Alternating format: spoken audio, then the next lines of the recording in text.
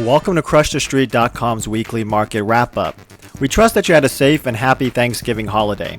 Let's get started in the equity sector. This week started off on a rough patch as fiscal cliff concerns as well as a temporarily strong US dollar led to significantly lower market valuations. However, remarks by both President Barack Obama and House Speaker John Boehner were construed as optimistic by the investor community, and near disaster was averted on Wednesday as instead of making a 100-point drop, the Dow Jones inexplicably made a 100-point gain. Looking at the technicals, everything appears poised for a big move up. RSI is neutral, the MACD is rising, indicating positive momentum, and fundamentally no politician wants to be labeled as the one that drove us off the fiscal cliff. Therefore, look for continued inclines in the markets.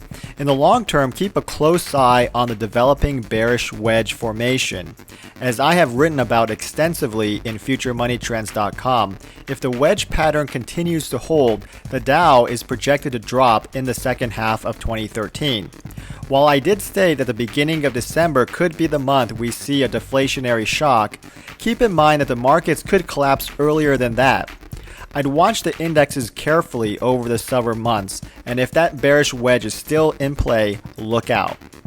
Another fundamental reason why I believe our esteemed government officials will find a solution before the fiscal cliff deadline is recent weakness in the US dollar index.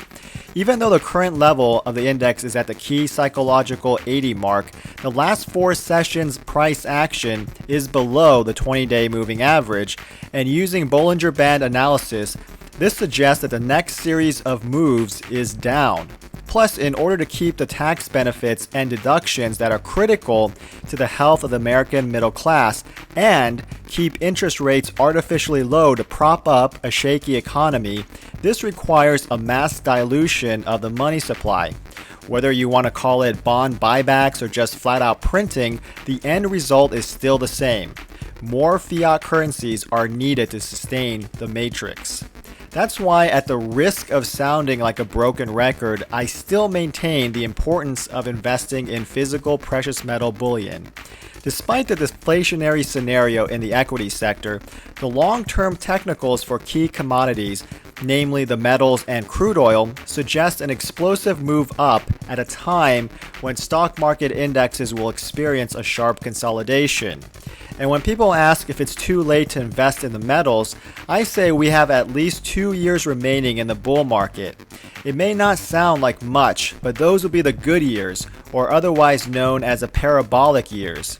If we look at the technicals for gold, we see that despite a lot of selling that occurred in the sector, most of November's price action was above the 20-day moving average.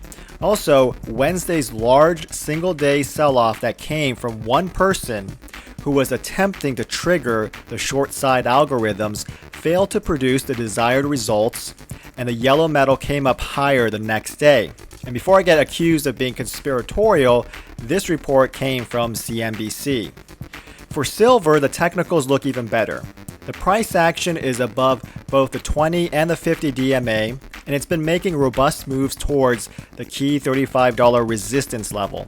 Please note that the Bollinger Bands are moving away from each other after a period of sideways consolidation in mid-November. We could be seeing an explosive rally like the one we experienced in August of this year. Again, my price target is $40 by year's end, and we should be seeing confirmation of this intent shortly. And that will do it for this edition. Thanks for watching, and we'll see you next week.